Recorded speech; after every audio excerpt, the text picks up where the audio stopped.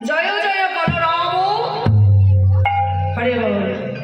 নদিয়া নগরে যেমন আজ এই মহাপ্রভুর জন্ম আমরা দর্শন করলাম, সকল ভক্তগণে মিলে আনন্দ করলাম, কেমন ভাবে ভগবান শ্রীকৃষ্ণের জন্ম হেরে আজ যে আনন্দ উপভোগ করবো আমরা, সেই লীলাটি আস্বাদন করছি বাবা।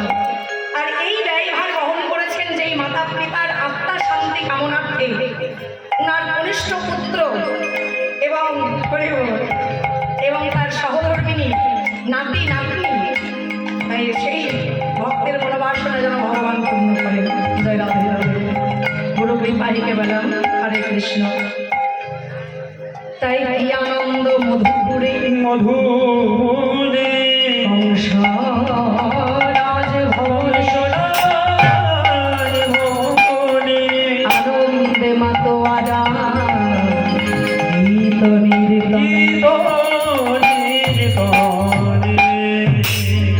কি আনন্দ মধুপুরে কংসরাজ ভবনে আনন্দে মাতোয়ারা গীত নৃত্যনে। কেন কেন বাবা আনন্দে মাতোয়ারা গীত নৃত্যনে?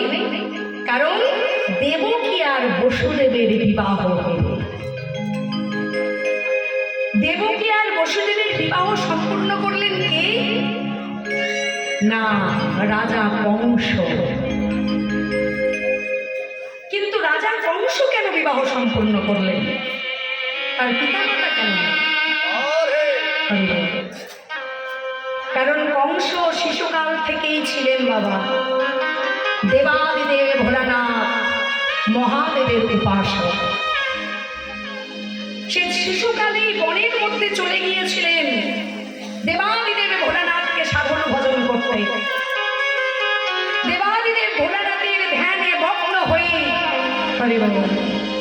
তিনি ভোলানাথকে সাধনা করছেন, যার নাম অপর নাম হলো আশুতোষ, যিনি অল্পতেই সন্তুষ্ট হয়ে যান বাবা। যাকে একটি বেলপত্র দিলেই, একটু গঙ্গা জলার বেলপত্র দিলেই যে সন্তুষ্ট হয়ে যায়, সেই দেবাদিদেব ভোলানাথকে সাধন ভজন করছেন কংস। আজ হেড মন্ড ঊর্ধ্ব পদে প্রভু নিঃসম নিঃসম শেষ গুণাম গুণহীনি মোহি সাধনম।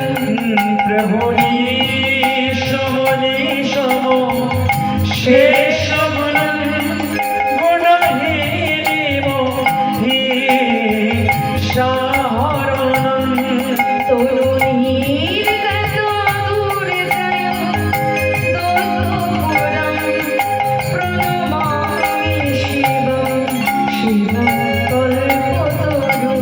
প্রভু নিঃসম নিঃসম শেষ গুণম গুণহীনি মোহি সাধনম। তরুণীর গত দূরে যায় দোতপুরম প্রণমামি শিবম শিবম কল্পতরু। প্রণমামি শিবং শিবং কল্পতরু। দেবাদিদেব ভোলানাথ আদি কংসের সেবায় সন্তুষ্ট হয়ে দেবাদিদেব ভোলানাথ এসে বললেন, কংস বলপুত্র, তুমি আমার কাছে কি চাও? আমি তোমার আরাধনায় বড়ই সন্তুষ্ট হয়েছি। এমন সময় কংস দেবাদিদেব ভোলানাথকে বললেন, এসেছ প্রভু? তুমি আমার সেবায় যদি সন্তুষ্ট হয়েছ, আমি তোমাকে এমন বর আজকে চাই যে বর তুমি এখনো কাউকে দাওনি প্রভু। বলো তুমি কি বর চাও? কংস বললেন, হে প্রভু, তুমি আমাকে অমরত্ব দাও। তুমি আমাকে অমরত্ব দাও প্রভু, আমি যেন অমর হয়ে থাকতে পারি। দেবাদিদেব ভোলানাথ বললেন, এ কি বলছো কংস? অমরত্ব? অমরত্ব দেবতাদের জন্য। তাই শোনো কংস, আমি তোমাকে অমরত্ব দিতে পারবো না। তাই কংস, আমি তোমাকে অমরত্ব না দিলেও আশীর্বাদ করি তুমি ত্রিলোকে বিজয়ী হও। তুমি ত্রিলোকে বিজয়ী হও, স্বর্গ মর্ত পাতাল তুমি জয় করবে। কংসের আনন্দে আত্মহারা, তাই কংস আনন্দে আত্মহারা হয়ে দেবাদিদেব ভোলানাথের জয়গান গাইছেন, আর বৈষ্ণব পদকর্তায় এক পাশে কলম দিচ্ছেন। ও গো শিব বলে শোনো শোনো,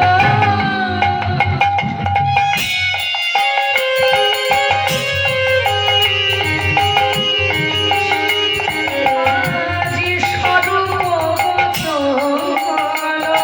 আজ শিব বলে শোনো শোনো, স্বরূপ বচন।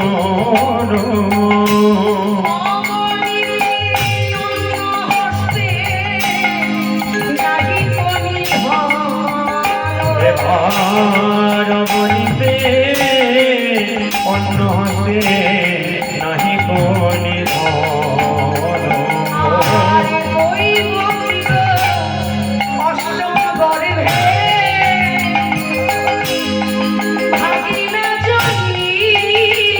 ওই দৈব কির অষ্টমে ভরে ভাগিনা রোশনি রে। তাহার হস্তে তব মৃত্যু নিশ্চয় হইবে।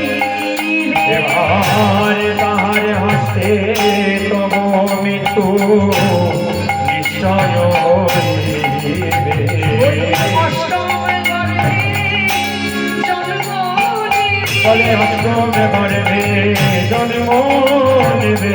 প্রভু নারায়ণ আদি, প্রভু নারায়ণ আদি, বলে প্রভু নারায়ণ আদি,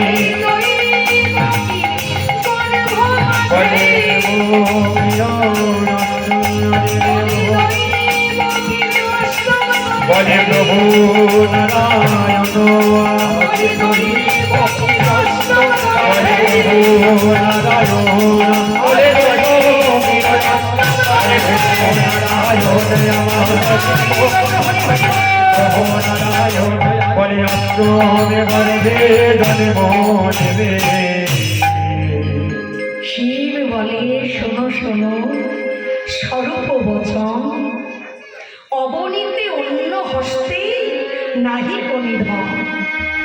দৈবকীর অষ্টম গর্ভে দেব জন্ম নেবে, তাহার হস্তে তব মৃত্যু নিশ্চয় হইবে। এই বলে অনাদি হইলা অন্তর্ধান। এই বলে দেবাদিদেব ভোলানাথ যেই বিলীন হয়ে গেলেন, চলে গেলেন, কংস আনন্দে আত্মহারা হয়ে শিশুকালে নৃত্য করতে করতে চলেছে। আর আমি ত্রিলোকে বিজয়ী হব, আর দেবকী বলির অষ্টম গর্ভের হস্তে আমার মৃত্যু হবে। বোঝে না তো কোনো কথা, আনন্দে আত্মহারা। সেই কংস ধীরে ধীরে অত্যাচারী হয়ে উঠল। নিজ পিতা বিষ্ণু ভক্ত ছিল বলে, নিজ পিতা বিষ্ণুর গুণগান গাইত বলে কংস নিজের পিতাকে, উগ্রসেনকে কারাগারে বন্দী করল। সবাই বলে উঠল, এ কেমন রাজা, এ কেমন রাজা, যে রাজা হয়ে নিজের পিতাকে কারাগারে বন্দী করে।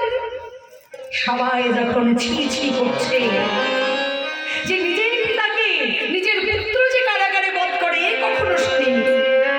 সবাই যখন ছি ছি করছে, কংস মনে মনে ভাবল, আমার প্রজাদের কাছে নিজেকে ভালো হয়ে থাকার জন্য এমন কিছু কাজ আমাকে করতে হবে যাতে প্রজারা আমার সবাই জয়গান গায়। দেবকী বন্ত ধীরে ধীরে যৌবন প্রাপ্ত হয়েছে। কংস যেমন যৌবন প্রাপ্ত হয়ে রাজা হয়েছে, দেবকী বন ধীরে ধীরে বড় হয়ে যৌবন প্রাপ্ত যখন হয়েছে, মনে মনে ভাবলেন এই দেবকী বনের আমি এমন একজনের সঙ্গে বিবাহ দেব, সে হবে বিষ্ণু ভক্ত। কার সঙ্গে বিবাহ দিলেন গো? না, বিষ্ণু ভক্ত বসুদেবের সঙ্গে আজ দেবকীর বিবাহ সম্পন্ন করলেন। কংস রাজভবনে আনন্দে আত্মহারা। কংস নিজে ভালো হয়ে থাকার জন্য সকল প্রজাদের কাছে তিনি বললেন, আমার দেবকী বোনকে আমি নিজে রথের সারথি হয়ে নিজে আমি শ্বশুরালয়ে নিয়ে যাব। এবার বাবা সকল প্রজারা এই কংসর ভাব হেরে সবাই জয়ধ্বনি করছেন। কংস রাজা দেবকী বোনকে এত মুনি মুক্তা এত সোনা দানা দিয়ে ভরে দিলেন। সকল আজ প্রজারা কংস রাজার জয়, কংস রাজার জয়, কংস রাজার জয়।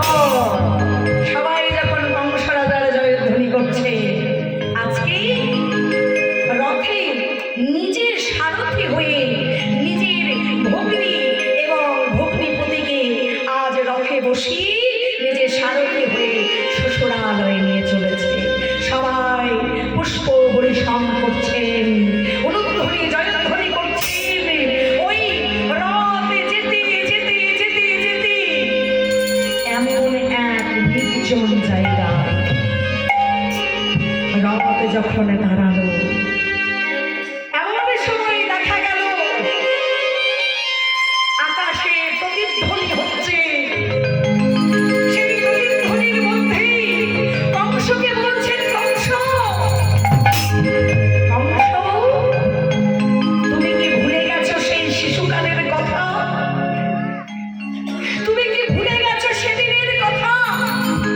শোনো কংস, এই যে তোমার দেবকী বোনকে নিয়ে তুমি শ্বশুরালয়ে চলেছ, এই দেবকী বোনের অষ্টম গর্ভের সন্তান হবে তোমার মৃত্যুর কারণ। হরি হরি বল। কংস রাজা চমকে গিয়ে এমন সময় বলে উঠলেন, কি এই দেবকী বোনের অষ্টম গর্ভে সন্তানের হত্যা হবে আমার মৃত্যু? না, তবে আমি এই দেবকী বোনকে বাঁচিয়ে রাখব। এই বলে দেবকী বোনের আজ রথে চড়ে কেশে ধরে আজ রথ থেকে টানতে টানতে কংস রাজা মাটিতে আজ ধুলাই ফেলে যখন মারধর করতে আরম্ভ করলেন, আর একটি খড়গ নিয়ে খড়গ লয়ে কংস রাজা আজ খড়গ লয়ে কংস রাজা কেশেতে ধরিয়া বলে ঘরে বলয়ে কংস রাজা কেশেতে ধরিয়া এবার শিরচ্ছেদ করিতে যায় প্রধানিত হইয়া। আর শিরোচির করিতে যায় প্রধান্বিত আর শিরোচির করিতে যায় প্রধান্বিত আজ কেশে ধরি কংস রাজা খড়গ লয়ে হাতে অনেক শির রাজা ঘরে বলয়ে আর শিরচ্ছেদ করিতে যায় প্রধানিত এবার শিরছেদ করিতে যায় প্রধানিত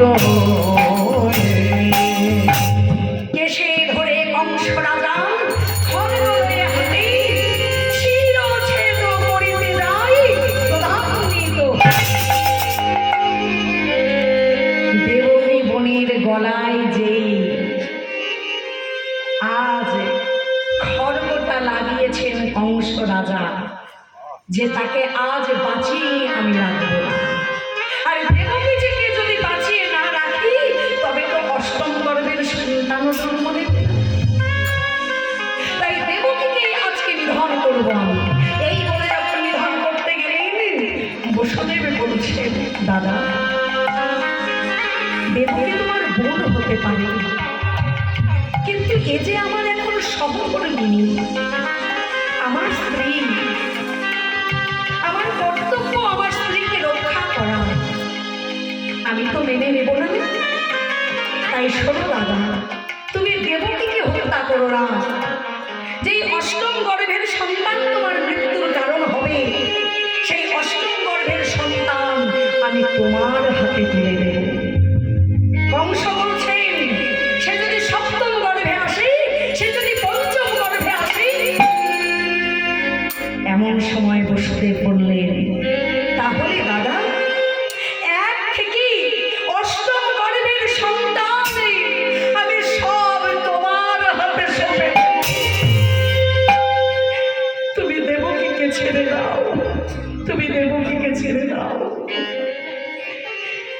যখন বলছেন এমন কথা, কংস করলেন, বেশ দেবকীকে আমি হত্যা করব না ঠিকই, কিন্তু তোমাকে শ্বশুরালয়ে নয়, তুমি আমার সঙ্গে যাবে আমার রাজ্যে। আর দেবকী বোনকে এবং তোমাকে আমি কারাগারে বন্দি করে রাখবো। তোমার ভুবনে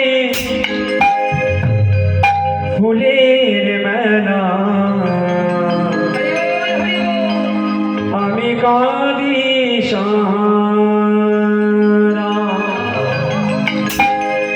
তোমার ভুবনে ফুলের মেলা আমি কাঁদি সারা।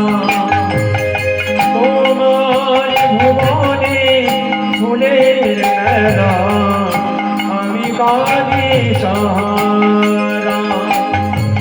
ও গো কমলিকা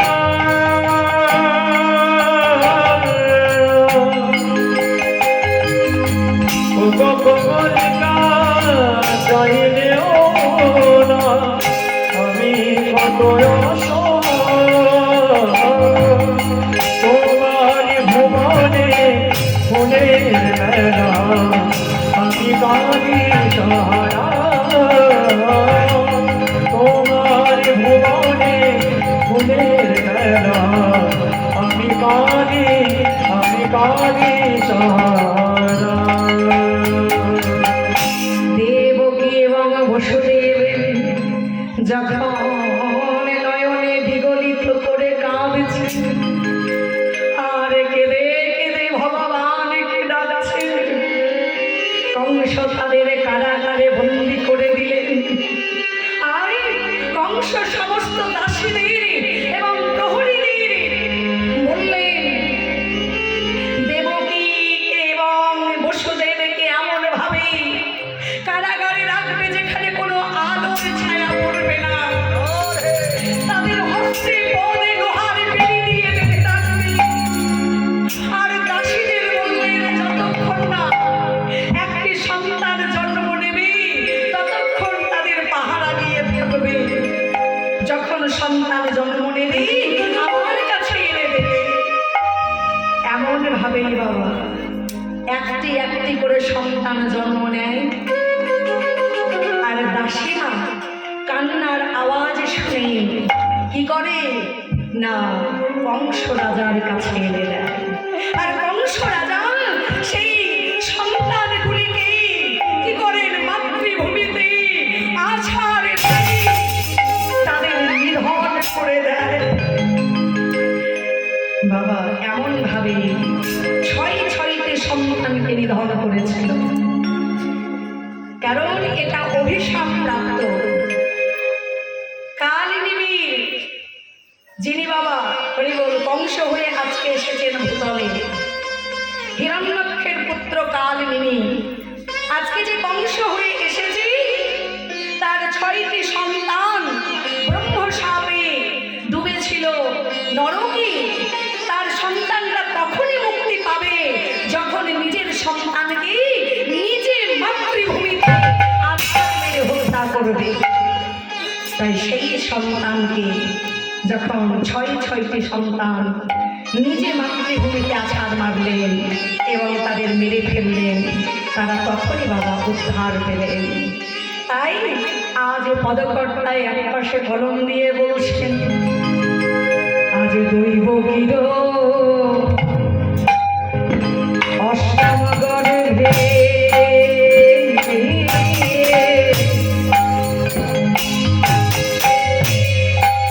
দেব জন্ম বলে দৈব গির অষ্টমে গর্ভে আরে দেব জন্ম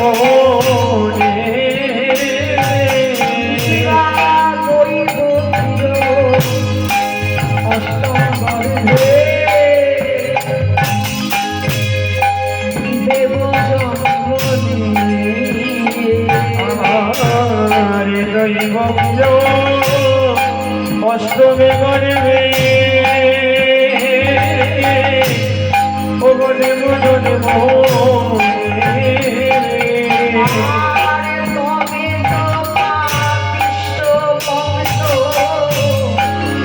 নিধন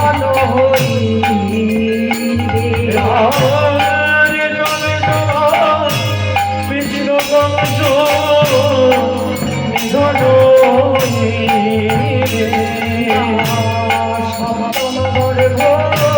সপ্তম গর্ভ শীঘ্র শীঘ্র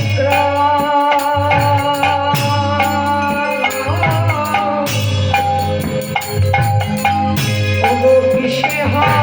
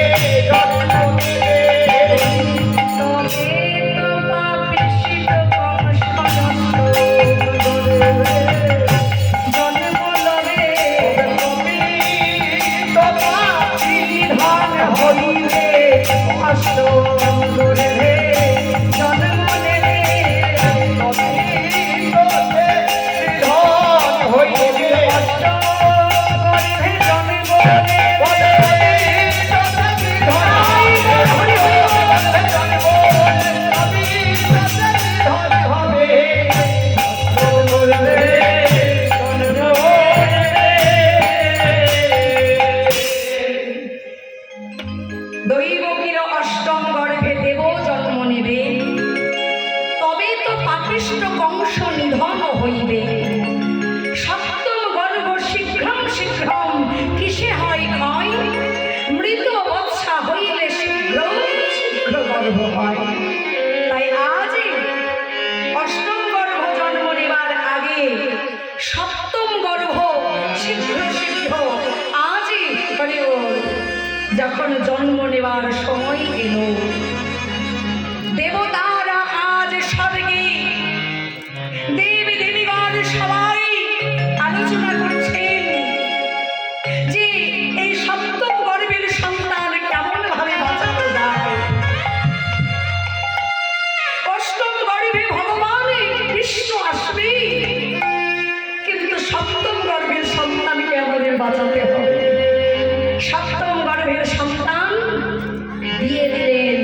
রোহিণীর গর্ভে।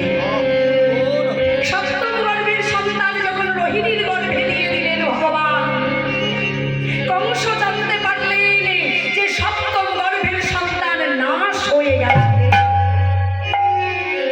সপ্তম গর্ভের সন্তান যখন পেল না কংস, অত্যাচারে জর্জরিত করে দিলেন আদি এবং দেবকী এবং বসুদেবকে আরো অত্যাচারে জর্জরিত করে দিলেন। দেবতাগণ স্বর্গে তারা আলোচনা করছেন যে কেমন ভাবে দেবকী এবং বসুদেবকে বাঁচানো যায়। আর অষ্টম গর্ভে কখন ভগবান যাবে দেবকী বসুদেবের সন্তান। বাবা, যিনি বিশ্ব ব্রহ্মাণ্ডের মালিক, যিনি বিশ্ব ব্রহ্মাণ্ডের অধিকর্তা, যার জন্য সৃষ্টি, যার জন্য লয়, যার জন্য প্রলয়, সেই ভগবানের কাছে আমরা প্রত্যেক ভক্ত হলাম কাঠের পুতুলের মতো। পুতুল নাচ দেখেছো না? আমরা শিশুকালে ছোটবেলায় দেখেছি। কাঠের পুতুল এত সুন্দর নৃত্য করতো, খেলতো, হাসতো, কাঁদতো, যার অভিনয় দর্শন করে আমরা আনন্দ পেতাম। এই বিশ্ব ব্রহ্মাণ্ডের মালিকের কাছে আমরা প্রত্যেকে হলাম কাঠের পুতুলের মতো। ওই পুতুল খেলা দেখতে সব থেকে মেলাতে ভিড় হতো। কিছুদিন আগে মেলা বসলে সেখানে কাঠের পুতুল নাচ বসতো, কিন্তু এখন যদি কোথাও মেলা বসে কাঠের পুতুল নাচ দেখা যায় মা? মেলার মধ্যে পুতুল নাচ এখন লুপ্ত হয়ে গেছে, কিন্তু সব থেকে ভিড় হতো কাঠের পুতুল নাচ দর্শনে। পুতুলটা এত সুন্দর নৃত্য করতো, খেলতো, হাসতো, কাঁদতো, যার অভিনয় দেখে আমরা আনন্দ পেতাম। গভীরভাবে কতজন দেখেছিলাম বাবা? গভীরভাবে যদি দেখতাম পুতুলটাকে নৃত্য করতো, পুতুল নৃত্য করতো না, ওই পুতুলটিকে নৃত্য করার জন্য একজন উপরে বসে থাকতো, যার হাতে থাকতো দুটি সুতো। সে যেমন বলাতো, যেমন হাসাতো, যেমন কাঁদাতো, পুতুল তার নির্দেশে খেলা খেলে যেত। তাই বিশ্ব ব্রহ্মাণ্ডের মালিক যিনি আমাদের ভগবান শ্রীকৃষ্ণ, এই বিশ্ব ব্রহ্মাণ্ডের মালিকের কাছে আমরা প্রত্যেকে হলাম কাঠের পুতুলের মতো। আর সুতোটা হলো ভগবানের হাতে। ভগবান আমাদের তখন তেমন ভাবে নাচাবে যে যেমন কর্ম করবে। তাই শাস্ত্রে একটা কথা উল্লেখ আছে মা, জন্ম হোক তোমার যথা তথা, তুমি কর্ম করো ভালো। জন্ম আমাদের যেখানেই হোক না কেন, এটা নিয়ে আমরা কেউ বিচার করতে বসবো না, কিন্তু কর্মটা যদি ভালো করতে পারি, এসেছি এইভাবেই আমাকে যেতেও হবে। কিন্তু আমি চলে গেলেও যদি কিছু ভালো কর্ম করতে পারি, ওই কর্মের জন্য মানুষ তোমাকে সারা জীবন পরিচয় দেবে। তাই কর্মটা আমাদের ভালো করতে হবে। এই পরিপ্রেক্ষিতে বিদ্রোহী কবি, যার সনাতন ধর্মে জন্ম নয়, কিন্তু তাকে কে বলবে মুসলমান বলে তার জন্য, তিনি এত সুন্দর সুন্দর গান আমাদের উপহার দিয়েছেন। এই বিদ্রোহী কবি কাজী নজরুল ইসলাম, যিনি আমার প্রভু জগৎবন্ধু সুন্দরের রূপ দর্শন করে 22 বছর বয়সে তরুণ কবি একটি অপূর্ব গান রচনা করেছিলেন প্রভু বন্ধু সুন্দরের রূপ দর্শন করে। এই গানটি আমাদের সবার জানা, কিন্তু প্রভু বন্ধু সুন্দরের ভাব রূপ দর্শন করে চালিতা তলায় বসে যে বিদ্রোহী কবি কাজী নজরুল ইসলাম প্রভুর জন্য এই গানটি গেয়েছিলেন, এটা হয়তো আমাদের সবার জানা নেই। 22 বছর বয়সে তরুণ কবি প্রভু জগৎবন্ধু সুন্দরের রূপ দর্শন করে এই গানটি রচনা করেছিলেন। এই গানটি আমাদের সবার জানা, যার হাতে আমরা সবাই হলাম কাঠের পুতুলের মতো। খেলেছ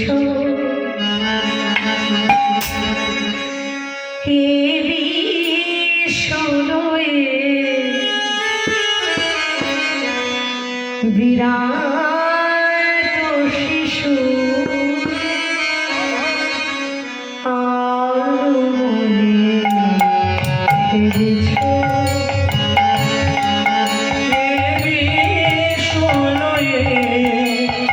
বিরাট শিশু আগমনে খেলিছ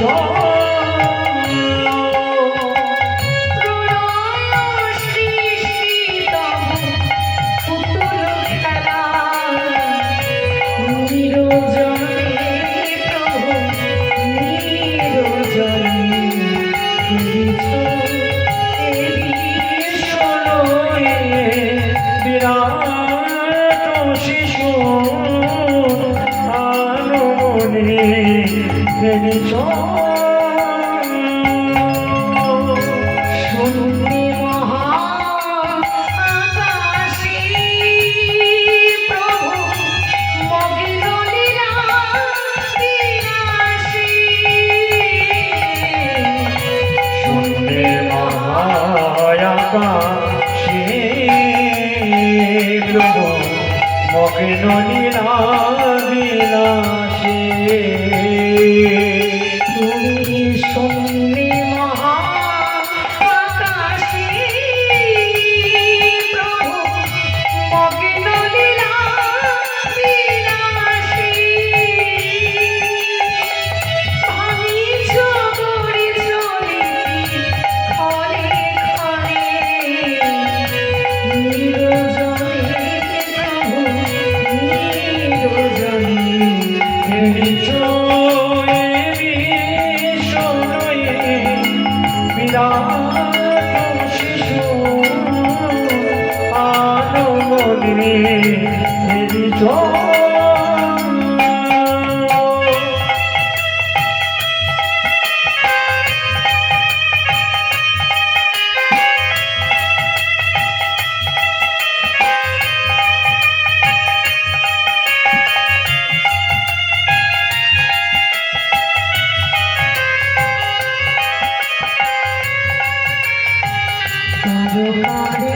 বিশ্বসী খেলো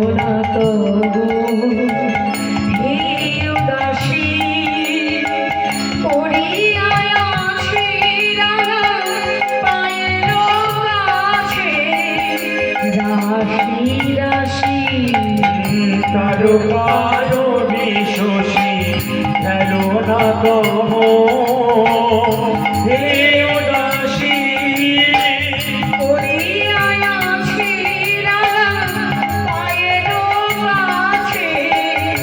রাশি রাশি নিত্য তুমি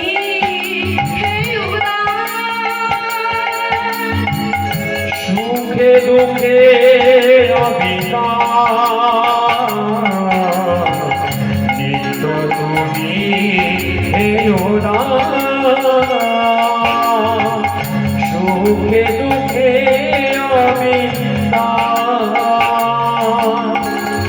ভাঙিছ গড়িছ তুমি হাসিছ খেলিছ আপন শনি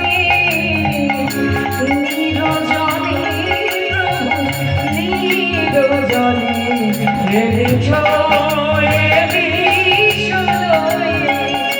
বিরাট শিশু আনমনে খেলিছ।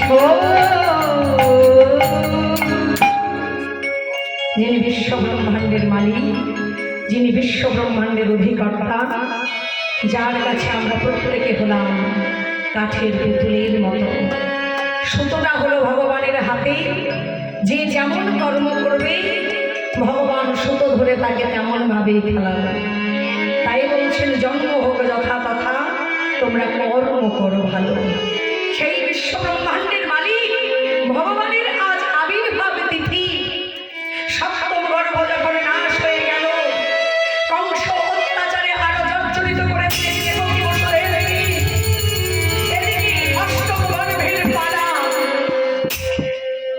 অষ্টম গর্ভের সন্তান আসার আগে দেবতাগণ স্বর্গে আনন্দে আত্মহারা হয়ে জয়গান গাইছিলেন। কেমন ভাবে আজ শঙ্খ দুন্দুবি বাজে নাচে দেবগণ। এবার শঙ্খ বাজে নাচে দেবগণ। শঙ্খ দুন্দুবি বাজে নাচে দেবগণ। এবার শঙ্খ দুন্দুবি বাজে নাচে দেবগণ। এবার হরি হরি জয় ধ্বনি হরি নাম ভুবন। এবার হরি হরি জয় ধ্বনি হরি নাম ভুবন। এবার স্বর্গেতে দুন্দুবি বাজে নাচে দেবগণ। এবার স্বর্গেতে দুন্দুবি বাজে নাচে দেবগণ। এবার স্বর্গেতে দুন্দুবি বাজে নাচে দেবগণ। এবার স্বর্গেতে দুন্দুবি বাজে নাচে দেবগণ। এবার হরি হরি জয় ধ্বনি হরি নাম ভুবন। এবার হরি বল হরি বল হরি নাম ভুবন। জয় হরি হরি হরি জয় হরি হরি জয় হরি হরি হরি জয় হরি হরি হরি জয় হরি হরি দেবতার হরি হরি হরি জয় হরি হরি দেবতার হরি হরি হরি আরে ভগবানের জন্ম হবে ভগবানের জন্ম হবে দেবতাগণ ভগবানের জন্ম হবে দেবতাগণ ভগবানের জন্ম বলে হবে সঙ্গে দেবতাগণ হরে ধনে করে যে যখন সকল ভক্তগণ জয়গান গাইছেন, আজ দেবতাগণ স্বর্গে তারা জয়ধ্বনি করছেন, হরিধ্বনি করছেন। ভগবান বিষ্ণু নারায়ণ আজ জন্ম নেবে হরিবল দেবকী এবং বসুদেবের সন্তান রূপে দেবকীর গর্ভে আনন্দে আত্মহারা হয়ে গেলেন দেবতাগণ। এমন সময় ভগবান কংস রাজভবনে জন্ম নেবেন। এমন সময় দেখা গেল